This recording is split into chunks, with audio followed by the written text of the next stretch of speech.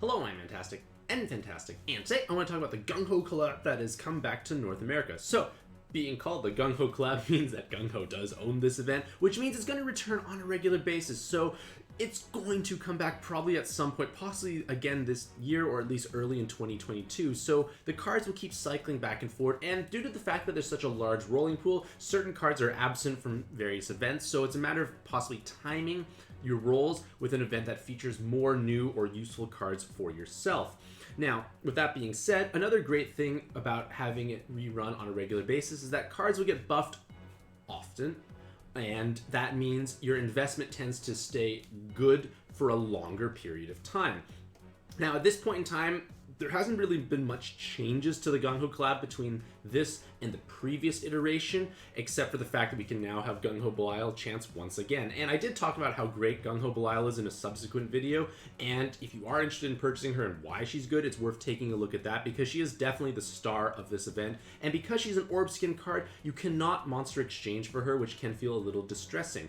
Now, if we take a look at the lineup, you'll see that there's a pretty big diverse mix of like 7 stars, 6 stars, and 5-star cards, but the chances of you rolling any of the 7 stars or top rarity is actually quite high, and that is beneficial. And with that in mind, I feel like GungHo Collab is still a reasonably useful event to roll in because it will give you new and unique cards. They do have weapon assists. Are they the best kind of weapon assist? Not necessarily sometimes, but it gives you a bit more flexibility, or they have multiple different evolutions, so it does give some leeway. Of course, the bottom rarity stuff is still going to be underwhelming. I've acquired the bottom rarity stuff, and I can't recall even using them one time since the last iteration. 6-star cards still have a bit of value every bit here and there. Like, they're reasonable, but they're not going to be game-changing. And some of them, like I said, do have weapons, which does give them a little bit more value. And then at the top rarity, there are still great cards like GungHo I'm going to stop saying GungHo. Lakshmi is a great double damage cap option. Sari is a strong red cleric. Rudra is a wonderful solution to void, damage void, especially if you're playing Rosalind teams, especially if you need rainbow coverage, because that blue sub-attribute can be quite meaningful. Tsukuyomi, she's kind of fallen a bit out of favor, I'd say, in terms of like a leader for traditional content. She still has some capacity as a farming option because of the low cooldown in her dark form, but it's okay there. GungHo Loki, I feel like he's a reasonable card overall. I just haven't really found many great ways to slot him into a given team and really take advantage of him, but he does have a health reset if that's relevant to yourself.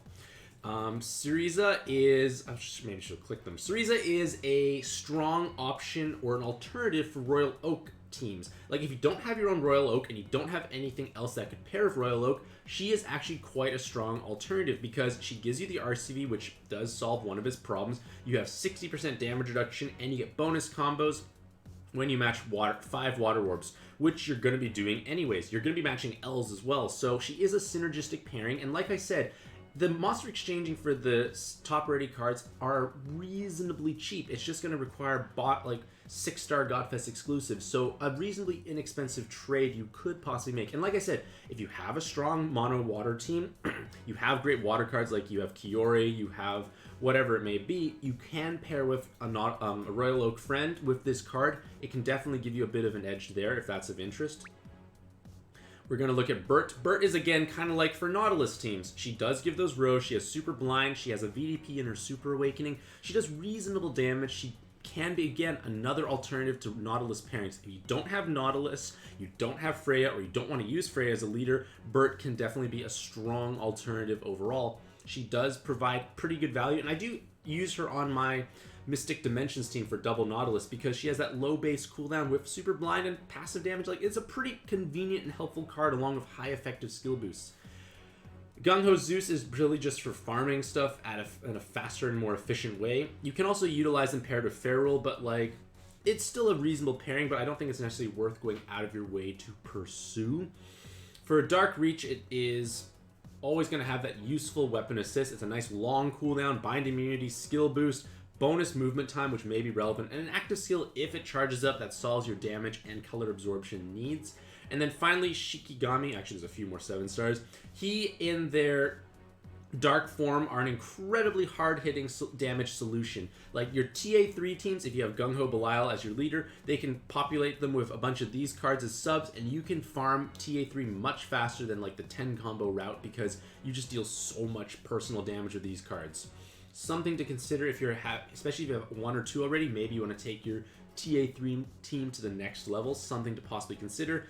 Lucy in Valkyrie style is a nice strong full cleric. Her weapon assist is now a full cleric active skill on a 12-turn cooldown, which is definitely on the longer side, but it gives a useful array of awakenings, especially for mono dark teams.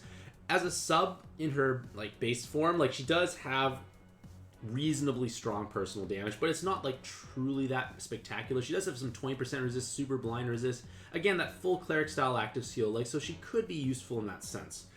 And then finally is GungHo Belial, which I mentioned is just arguably one of the best cards in the game. Like if you have 2 copies of her for whatever reason, or you purchased one last time and purchased one again, you want to have her various forms. Her cleric form is just amazing as a cleric, and her dark form is just a stellar premier farming leader option. And even her weapon assist is a full cleric style active skill as an inherit, is pretty amazing for a 5-turn cooldown. You could put this on, say, like Dark Fagan Rai, who is a 2-turn cooldown. With this, he's a 7-turn full cleric with big damage. Pretty cool concept overall. If I had a third, I would definitely want to pursue that just for that aspect overall. So, with that being said, like, GungHo Collab is still reasonable, but I feel like I would only roll it if you haven't really done so in the past, because, again, new cards are meaningful, and this will return on a regular basis. So if none of these cards are truly appealing for yourself, or you already have them, maybe not rolling is the best course of action. Conversely, using the Monster Exchange is another great alternative, because if we take a look at the Monster Exchange, oops, I'm in the wrong tab. If we look at the Monster Exchange, they only need 5 6-star Godfest exclusives, so reasonably inexpensive trade fodder all around, because there's a good chance we have quite a few of this banked up. And like I said, if any of these cards are truly appealing for you, you've rolled already in the past and have most of the cards, so duplicates are more likely, just Monster Exchange. There's nothing wrong with it. I Monster Exchange for Ruja before because I wanted to have that sweet Void damage Void active, or a weapon assist with a cross awakening, which is still quite rare at this point in time. So like there is still definitely a good chunk of value at the top rate, especially if you're missing them. And like I said, just Monster Exchange if you feel like it's going to actually advance your box progression. So with that being said, hopefully you'll have a truly fantastic day. I wish you all the best luck in your own pad adventures, and happy puzzling.